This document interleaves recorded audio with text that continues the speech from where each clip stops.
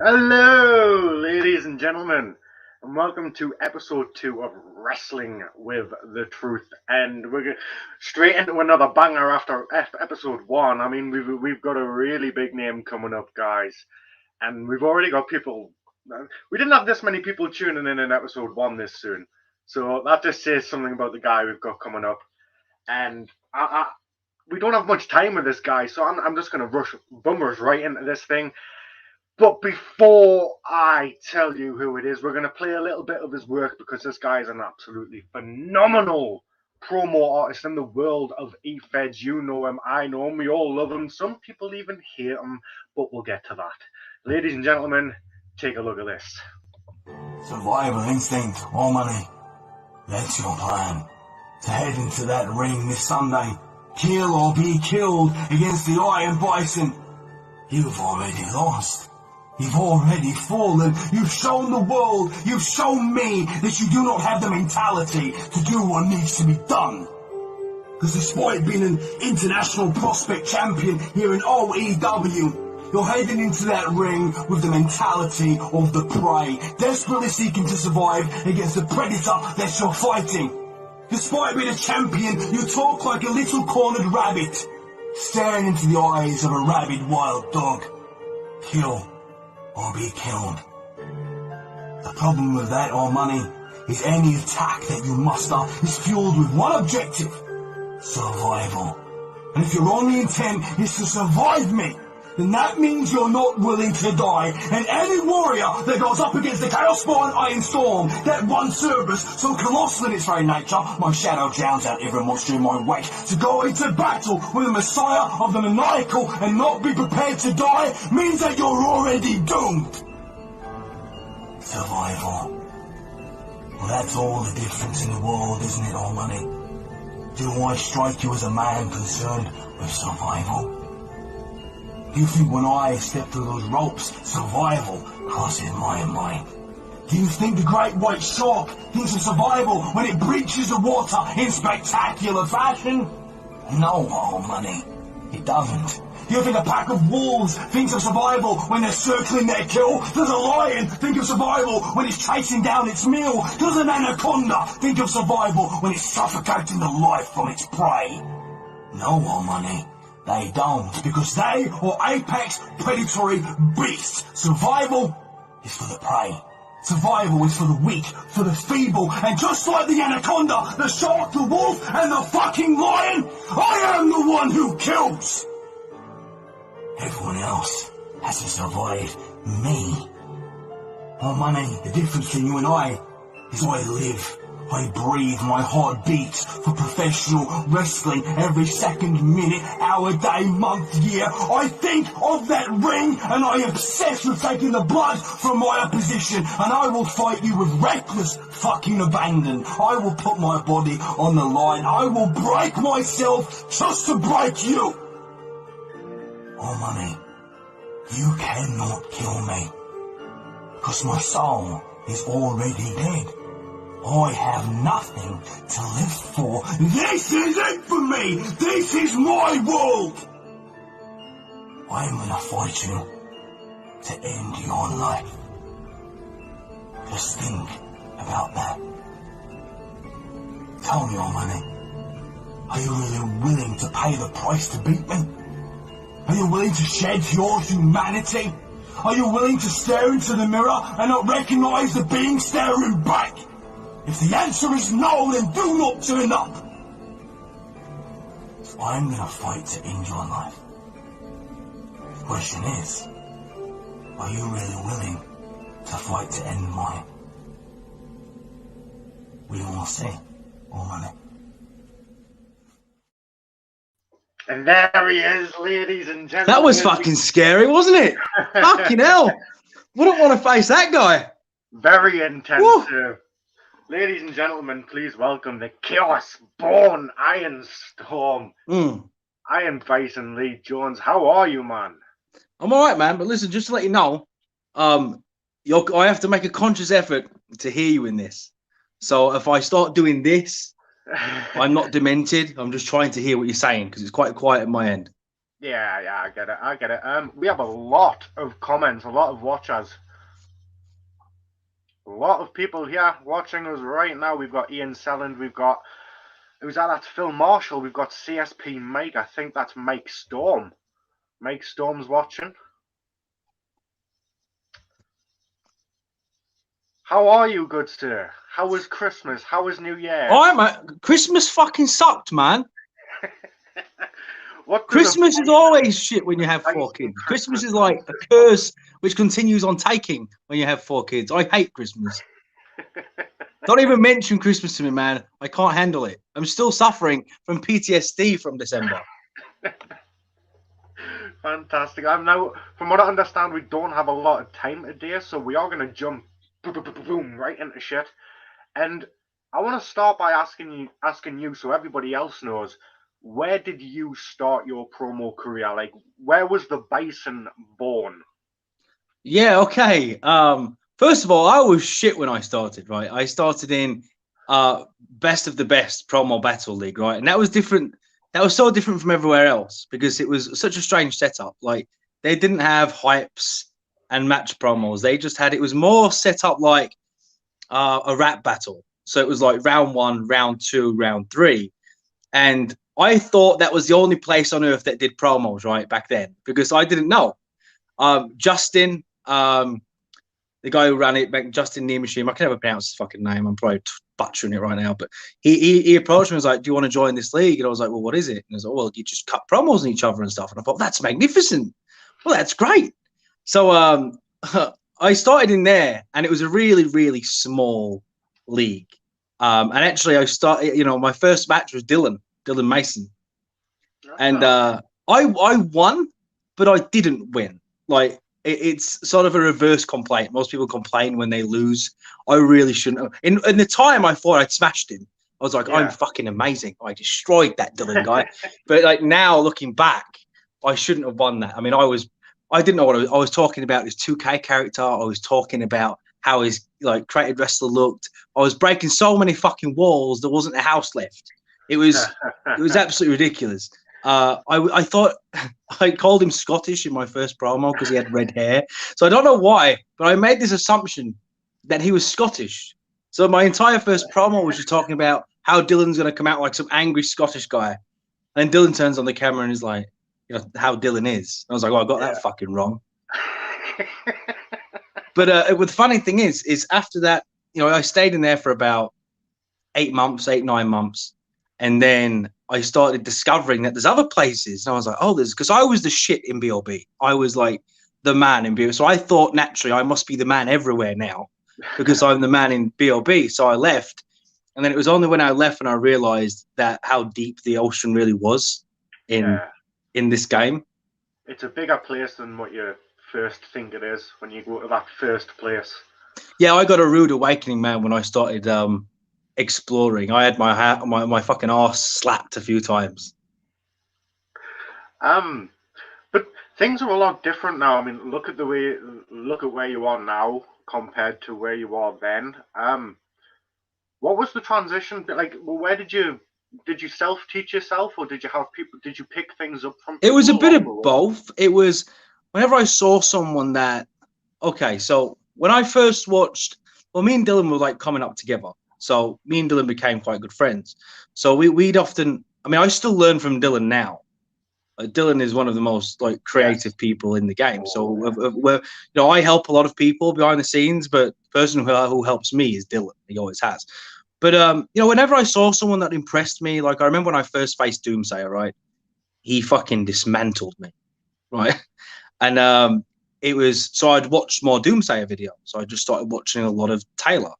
And for those who don't know, Taylor behind the scenes is probably the nicest person you could ever have a conversation with. I mean, he's an absolute fucking stud, right? So I watched a lot of his work, and what I like about Doomsayer is his way of delivering words. He had that raspiness, that deep, low sort of grunt to his voice where he would say certain words, and he could say he's going to the toilet to take a shit, and it would sound good.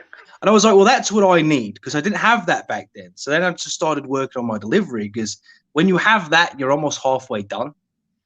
You know, if you can say stuff and it sound good and entertaining, I think you're pretty much 50% there. All you need to do then is tidy up the vocal content that you're delivering, right? So it was just a period of working with certain people. Like when I first met Tony the Hammer Morrison, that was the first time I'd ever seen like the production value that some people put into this game. Because like I was filming promos like this walking down the street. Like, I'm the Chaos Boy and Iron Storm. I'm going to rip out your soul. People used to look at me like I was a fucking lunatic. Yeah. And I first got put in with Hammer. I had no idea who he was. And I cut a promo thinking it was a really good promo, but it was just like this, like a selfie sort of promo. And then Hammer turns up. And I remember pressing play for the first time and just like, what, is this a movie? Like, what the fuck is this? It started with an intro. And I was like, okay. And then Hammer comes on, and he's got like war paint on. He's standing in a battlefield surrounded by fallen soldiers. I was like, what the fuck is going on? I've been set up. And he's like screaming at the camera. I was like, Iron Bison, I'm going to leave you beaten, battered, broken. And it was like lightning fucking striking. And I was like, you know what? It's a lot I need to fucking learn. And that was the first time I'd sort of discovered how the lengths people go in terms of the production. But yeah, so just certain people I'd met along the way. But you have to keep, even now I'm a student of the game. Like, every time I watch a Dave Barron video, I'm studying it. You know, if I look at you, even there's times I watch you and, you know, I think, okay, that was a really good line. You know, it's, you know, always, you have to study from the people around you. Otherwise you don't get to the level you're at. Yeah. So you mentioned Dave Barron before. We've got a tournament coming up. We've got the Lionheart tournament coming up. Yes, we do. Yeah, that's stacked. I can't wait to reveal the names in that. Oh, I've been every other day. I'm thinking to myself, I can't wait for this. This is gonna be fun. Do you want to tell everyone a little bit more about it and what it's about? You know more about it than I do. Yeah, of course. So, as everyone knows, Dave's son sadly passed, right? And OEW, we've always been close to Dave. We've always had massive respect for Dave. And at first, we approached Dave about making a title in honor of his son. So, I would like to include a title in OEW in honor of. So, Dave worked with me. Him and I worked together to design it, and got it made. And it was all that was good. And then me and Candice got together when we took over OEW in November. We really wanted to honor. Because there was a little tournament in place originally, right? But the belt was meant to originally be a storyline title because OEW had started implementing storyline predetermined stuff. So I thought, well, we really want to give a championship to the people that want to be included in the stories. But me and Candice thought that because Jackson had fought so hard and fought for so long and so valiantly, that the belt would probably be better represented in a comp setting. So with Corey Heck retiring and stepping back, his title retired with him. So we had sort of a gap in OEW for that upper mid-card title. So we had the international prospect originally, and then above that was the British heavyweight, which was your upper mid-card title, and then you had yours, the Global Carnage, right? So I thought, well, what we'll do is to honor Jackson, we'll just host a big EFED tournament. I've always liked the idea of this neutral ground. It's what always drew me to the amusement park. I like the idea of just a proving ground where it's like or anyone from any brand can enter and they can just they can face off. And the response we got behind the scenes was amazing. Pretty much everyone that we asked to be part of this thing wanted to be part of it. But a big part of it for me was to really nail the judging. I think OEW's backbone has always been that for a comp league, it offers a much more definitive comp experience than any other league out there, just through the sheer process of the analysis of the match. So I went out and recruited as many high-profile judges that I could. People like Tyler Throne, Rodney Morris, Jason Sanders, people like that. Dave Barron's obviously judging. You're judging. I'm judging. Tony Sterling's judging. Joshua McClain's judging. So all the Grant Miller's in it. He's judging. So anyone who had a long history in judging, I wanted to be part of it. I really wanted the judging panel to be a selling point for this as much as the competitors as well, because the two I feel go hand in hand. If we're expecting people to turn on a camera and bring a body of work which has got to be judged, I want them to know that the result is as definitive as it possibly could be. The very best people are going to be. Otherwise, what's the point? Don't Yeah. say it's comp if you're just going to loosely judge it. Speaking of that, speaking of judging and stuff like that, we're going to move on to a little touchy subject. The Standards of Greatness tournament. I know you had a little. Yeah, I see the smile on your face. They're my best friends, DJB. They love me. I'm their biggest fan.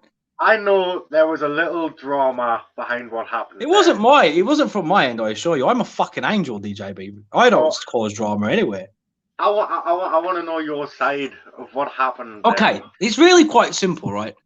So they have a tournament, which, the Standards of Greatness, they have a tournament. Like I said, I like tournaments. I think they're fun. All it was I was asking questions, but I was asking questions publicly, and they didn't like it. Evan and Brian, I think more so Brian, okay? I think Brian is the sort of person who interprets questions as an attack. So when I was asking questions, the question I asked, for anyone wondering, was, in the tournament, the match promos are 3 minutes. And the point I raised, or the question I asked was, why is the match promos only 3 minutes? And the reason that's a valid question is because, as you know, the standard across EFED tends to be around 5 minutes. I would say that's the average. So whether it's comp, most story places often just let you run as long as you want. But in a comp setting, it tends to be around 5. So I thought it was a valid question because a lot of people behind the scenes was unhappy with this 3 minutes because 3 minutes is quite restricting. You can't, there's so much you can do in 3 minutes. Brian hated this question. and that was basically it, that they took it as an attack. I mean, Robert Cutthroat was involved and he gave a pretty interesting perspective. He replied to my question saying, well, in real professional wrestling, if the idea behind a match promo is it's your last promo before you head to the ring, often you don't have 5 minutes to tell an elaborate story. But my response to that is that this isn't real wrestling. If I'm facing you, DJB, we don't get to go to the ring and have a 5-star match, do we? Like, we can't tell the story inside the ring. So for us in EFED, the match promo has to vocally illustrate a lot more because we don't get to physically take part. Yeah, we need that extra few minutes. Yeah, if that was sort of my point, I'm not suggesting by any means, because Brian's response to that was, you're saying EFED is a higher art form than wrestling. I'm not. I'm just making the comparison that the two are different. They're different things. They're different platforms. And 3 minutes is very limiting to what you can achieve, really what you can do. And that was it. They blocked, removed, silenced me, and purged me from the page. And I mean, I've no ill will towards Evan or Brian, because I do think that Evan tends to follow what Brian wants to do. But it's fine. I mean, I'm still in there, bro. I still see it. Like, I'm still following the tournament and stuff. Like, you can't get rid of me that easy. I'm like a fucking cockroach, man. I just keep coming back. We've got a comment there by Ian, speaking on the Standards of Greatness tournament. Their judging is so bad. Yeah, okay, so this is right. This perception is going to exist because the Standards of Greatness, their judging is not transparent. They have anonymous judges. And I've made it quite, a point of reference to me that if you have anonymous judges, it's a bit suspect. It's like, well, what do you have to hide? The judges should be clear. These are the judges. What are you hiding them? It's a bit weird to me, Yeah. So as long as the judges are anonymous, everyone's going to question any result. No one thinks they've lost DJB. If people have a competitive match, very rare people walk away from a match and go, you know what? I fucking lost that. Most people, if they bring their best foot forward, they expect to win. So if you're going to say to someone you didn't win, you better have fucking reasons for it. And in OEW, whether someone is happy they lost or not, they at least know why they lost. I mean, Ian had to chase up his result. He had to sort of ask them, I want to see the breakdown. And I did, I have seen it. I've seen the breakdown. And, it did. I'm not going to sort of talk about it too much, but it did seem sort of like parts of it was written with a bias towards Ian. I did think Ian won that match. I'll say that publicly. I think Ian brought more fire to that match than Evan did. I thought he brought more flair to it. I thought he handled Evan's narrative pretty well. I remember Evan's hype too. He was basically just reiterating a promo that's been used against Evan. I mean, promo's been used against Ian probably about 100 times now. That Ian just runs away every time he loses. But Ian came back and Ian rebutted a lot more than Evan did. And Ian seemed to handle in OEW. I feel Evan would have lost that quite decisively. Yeah, I mean, from what I've seen, yeah. I remember Ian's. I think it was Hype 1. Yeah, he made an impact in that Hype 1. Everyone was commenting on that it. was just. Even I haven't always been an Ian fan, but even that was devastating to Evan. Watching it felt like Ian wanted the win more. It felt like if you was looking at these two as professional wrestlers, you would believe that Ian would be willing to fight harder than Evan would. You know, Evan sort of had this expectation of winning throughout, so it was very casual by Evan, as where Ian more came across like he was fighting for something more. It was validation for Ian. It was a bigger deal, and that came through in his work. Evan has a few issues with eye contact, which I've spoken to him about. His eye contact is all over the place at times. I feel like portraying a god character is always really tough because you're putting yourself on a pedestal. You know what I'm saying? And it's very difficult to do that unless you're just a world dominating figure who just never loses ever. Like, to call yourself a god, it's a hard thing to play. It's a very hard gimmick to sort of convey realistically. So some people think that you consider yourself a god. No, I don't consider myself a god. Not at all. I mean, there's people out there I consider better than me. I don't. It's other people. it's other people who say that, man. Other people place me on a pedestal. I mean, do I think I'm one of the best? Of course I do. I mean, I went to the amusement park and I dominated that park in a way no one else ever has. I mean, that wasn't competitive for me. I ran through everyone in that park. Yeah, I mean, a lot of people always have shit to say against you, but the term you like to use and everyone else used it, neutral ground. You were outside of your comfort zone in the amusement park. Oh, look, people will hate. That's just the nature of the game, man. Like, anytime someone's successful, you either have two options. You either just respect them or you just hate on them. You just hate what they've done. It's very easy from the outside looking in. And just with this, there was always this weird assumption that I somehow run OEW, right? And before it was never my problem because I didn't, so it didn't really interest me. So that my victories were just me putting like I'm Triple H, just penning down that I'm going to win the matches, right? But it's very clear those people aren't in OEW and don't watch the matches because I killed everyone I faced. The only one match I had in 23 comp matches was close, and that was the fucking Dylan Mason match. Yeah. Every other match I ran through. I mean, that promo you just showcased, that was Hype 1 against All Money. That was Hype 1. That wasn't a match promo. That was one hype. Yeah. It's very easy to stand there and go, Bison just puts himself over the fucking cunt. He's just there petting himself to victory. Like, if I was out here promoing, if I'm not going to mention names because that's sort of just crushing someone unnecessarily, but, if my promos were sort of lower card level and then I was just running away with championships and shit, I'd be like, well, that'd make sense. But the first thing I did when I took over OEW in November was instantly delegate all my comp matches to the amusement park. Yeah. But all these haters, man, they go silent when you mention fucking amusement park. They have like a brain hemorrhage.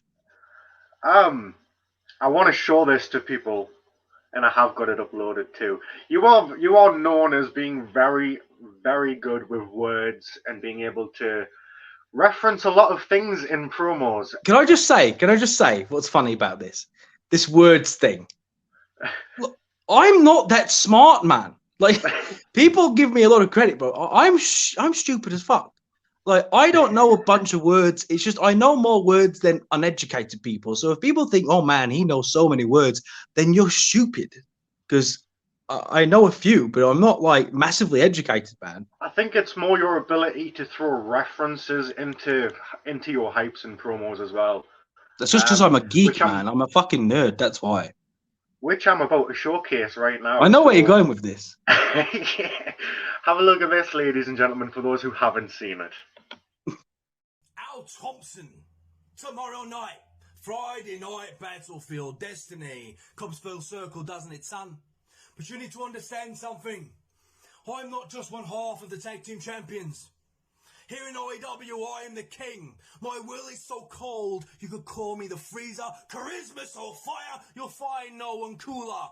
And yes, you can dig deep, deep as far as you can go. Every cell, be it imperfect or perfect, will not collectively be enough. Because fighting me is like being trapped in a hyperbolic time chamber of failure, destined to repeat the process again and again.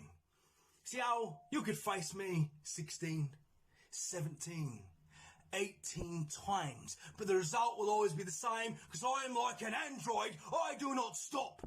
And when you're in that ring with me, you'll better have your big boy trunks on. Because while you will bring the spirit, I'll provide the bomb. I'm like a special beam, and my hand is the cannon. And when I put you on my back and execute the Iron Forge and cause complete destructo disc to your spine, and I have you lying in the centre of that 20 by 20 squared circle, desperate for a Zenzo beam to bring you back to life, you're going to watch the Iron Bison ascend to the top turnbuckle and take a leap of faith, executing the BBA, the Big Bang Attack. And when my skull collides with yours, you're going to experience the final flash of your fucking career. Hey, so you don't understand, man, how long I stood there at work, right, just going over this in my head, just laughing and giggling to myself every time I figured out a new reference. That was good. I was really proud of that, man. That was a promo I was really happy with. I love it. It's in one of my top 5 promos ever. I tied that together quite well. Yeah, it actually became quite a good promo, man. Like, what's funny is that happened because my son, I show him my promos and stuff, and he was like, "Oh, you should do a Dragon Ball Z one." I was like, "I can't just do what do you mean do a Dragon Ball Z one? I can't just do a Dragon Ball Z one." And then I was like, "Oh, can I? Oh, can I?" And then I started, but yeah, that was and the reason as well is Al Thompson, who I was facing, was a massive Dragon Ball fan as well, so it really worked in my favor to do that one. Yeah. So we know you don't have that long, so I'm going to go straight onto what I call the shit list. Well, it's not really the shit list. It's not the shit list because there's some good names on here. I've got a list of 10 names. Just give me your quick snap opinions on what you think of these guys. Are you ready? Oh god! All right, go on. In no particular order. Jonathan Jones, Mr. Crowley. Oh, Mr. Crowley, yeah. Potential. I think Mr. Crowley could be a top guy in this game. I think, and he's in the Iron Elite Academy. All he needs to do is tidy up his narrative somewhat and maintain more eye contact, and he could be a force to reckon with, man, because he has that thing I discussed earlier. He has that natural delivery when he speaks. It sounds good. You can't help but hang on what he's saying, but sometimes what he's saying, unfortunately, isn't that good. So when it falls under scrutiny, when you first listen to his work, it's like, that was great, but then when you go under the microscope, you start to analyze it, it's like, that really wasn't that good. Yeah. Okay, next name. Dylan Mason. Okay. The best to ever turn on a camera. I mean it. I think, that guy, he defended that title that you're holding, which I consider to be, like, in terms of competitive promo battles, that's the title. He defended that man against everyone. There's no one who could stop him. Ethan Carnage, Casey Moran, Doomsayer, Zachy Taylor, everyone who stepped up, he just knocked them down. I think that guy, no one can reinvent themselves with the believability that Dylan Mason does. Like, that guy just is insane. Sorry, Yes, I know you're good. This isn't about you. Put down the belt. The show already has your name on it, bruv. This isn't about you. Next name on our list, Rob Roman. Yeah, again, absolutely fantastic. Probably the most creative, I think. There's no one else in this game that can think outside the box like Rob Roman can. The thing is with Rob, you never know what you're going to get. He is so. I don't mean that in a negative sense. I don't mean that in he's inconsistent. What I mean by that is he's so theatrical that it's exciting to watch him perform, because you just never know what crazy shit he's going to do. I mean, he's so much better than me in that regard. All I can do is stand in a room and say words. That's it. But Rob Roman is a bit of a genius, man. I mean, he performed the promo against Eric, where his entire narrative, every word he spoke, pretty much, I'd say about 97%, every word started with the letter A, and it was ridiculous. I mean, it was just ridiculous. About 4 minutes of him just speaking every word the letter A. It was crazy. Speaking of, next name, Eric Molyneux. Eric is the future of this game, and anyone who doesn't know his name is about to, because Eric. Okay, so Eric came to me with two sort of gimmicks which had not really kicked off, and we scrapped them and we worked on this new gimmick together, which is like you've seen it, the shaman gimmick he has. You know, the North Suffolk shaman is a voodoo Pepper Shango sort of gimmick, and he is wrecking people, man. It's unique, it's fresh. His delivery has gone from he's literally gone from hovering in the mid card to beating Rob Roman in a comp match, and that is in the space of about 3 months. Oh, yeah. So that's absurd.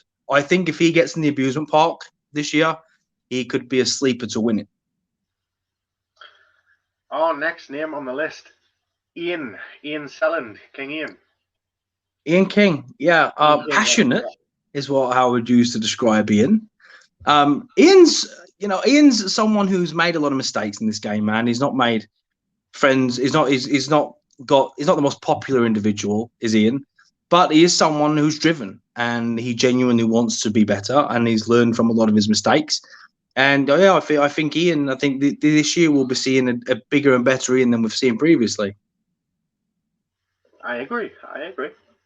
Next name on the list, Mike Storm. Wasted potential. Yes. Mike Storm could be absolutely phenomenal and could be certainly better than me. He could be riding the very, very top of this game because, like Rob Roman, is creative. He has that ability to think outside the box, you know, and that's very rare in this game. But Mike Storm never commits. He's not consistent. He doesn't stay anywhere. He just floats around, and it's such a waste.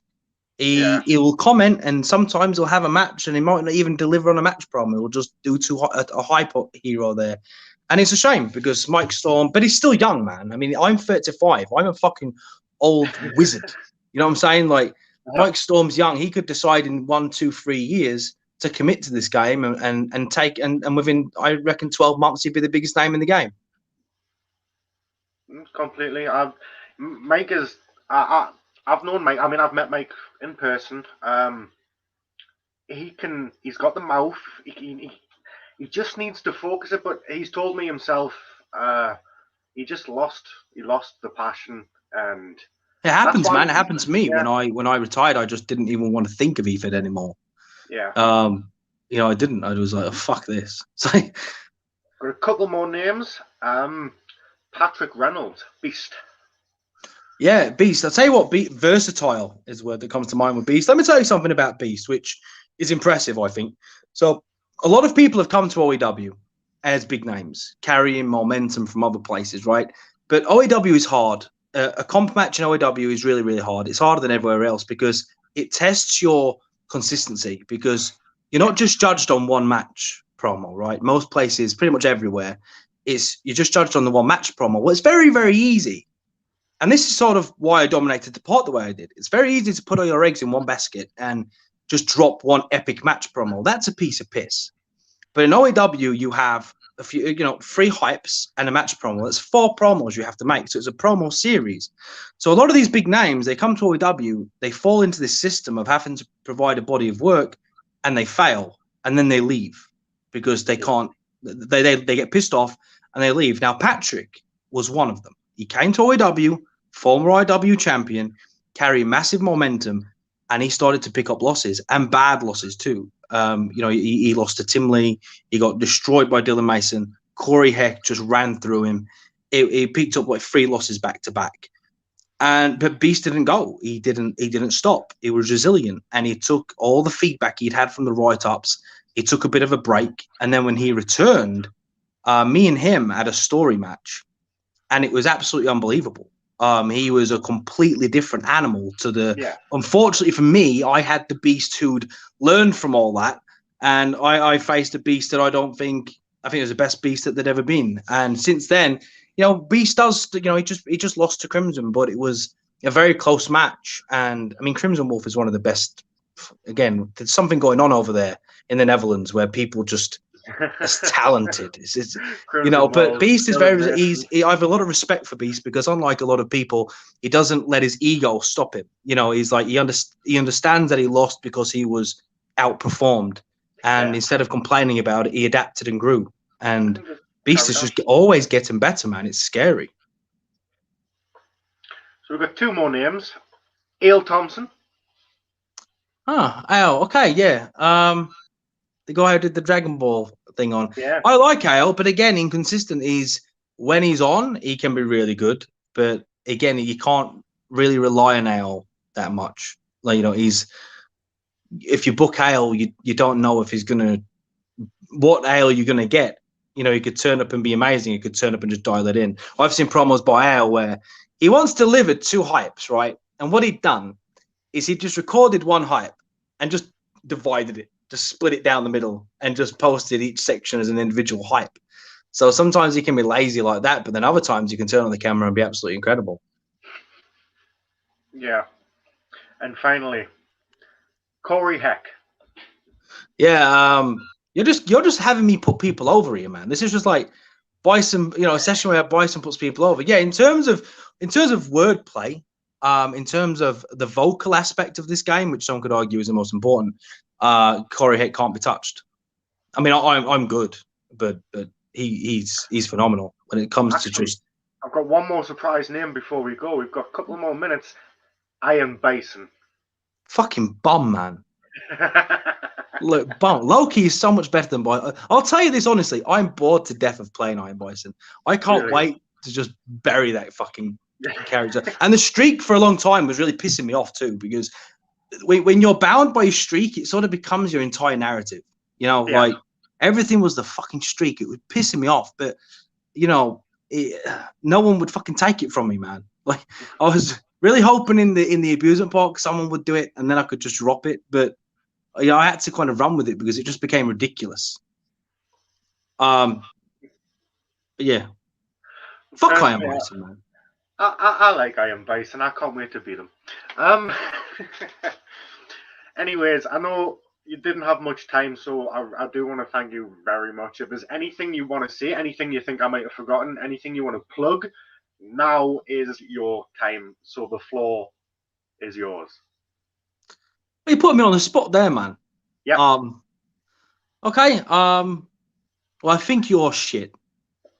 I think the Global Carnage Champion is overrated. That's what I think. It's a nice belt, isn't it? It's nice. Yeah. You're so lucky because I could just take it from you like that. Yeah. No, look, you did very well, man. That was a really, really hard.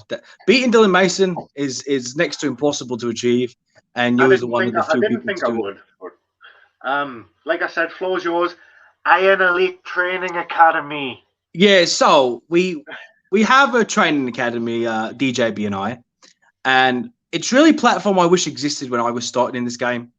What we do is we set up sparring matches for the students who are inside it, and we offer them like a judged match without the pressure of a comp match. Yeah. DJB often works with people to change their gimmick, because a lot of times Eric is a perfect example of this actually. Like sometimes you can have all the talent in the world, but be trying to do the wrong thing. Eric's previous two gimmicks were never going to succeed. He had the 7th City Psycho, and there's a million psychos in professional wrestling, and Bad News Billups, which just didn't work. But then once he transitioned to Eric Molyneux, he became a killer. Sometimes people just need the right gimmick, because that's the hardest thing. This is professional wrestling. We're all playing a character. I think people need to sometimes understand and look at yourself as try and see your character as someone that you're playing, where actors playing a role. Exactly. People sometimes just promo like them fucking self. They just talk like, they just promo as a normal person. You're supposed to. Your character has to stand out. You are the protagonist of your own tale. If the protagonist is boring, you're not going to go anywhere. I agree. I mean, DJB's just me in a bad mood. That's it. That's it. It's just me in a bad mood. But seriously, man, thank you very much for taking the time out to come on here. And we've had consistent viewers throughout this whole thing, so a lot of people have been interested in everything that you've got to say. It's probably just full of people saying "fuck Iron Bison," that fucking cunt.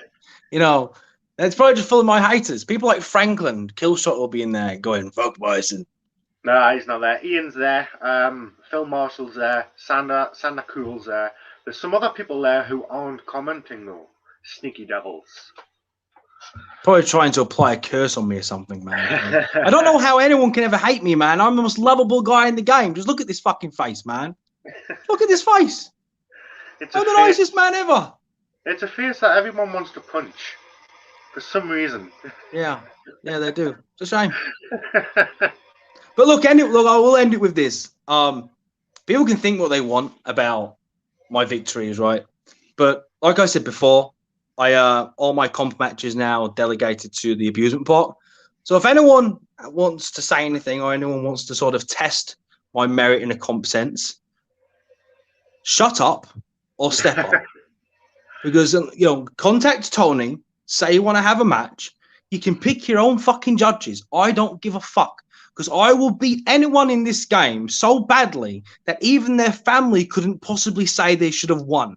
So you pick your judges, and I will run through anyone in this game in the abusement park on fair ground. And we'll end it with that. You heard him, guys. Thank you very much. Join us next time for some more wrestling with The Truth and What a Truth It Was. Good night, everyone.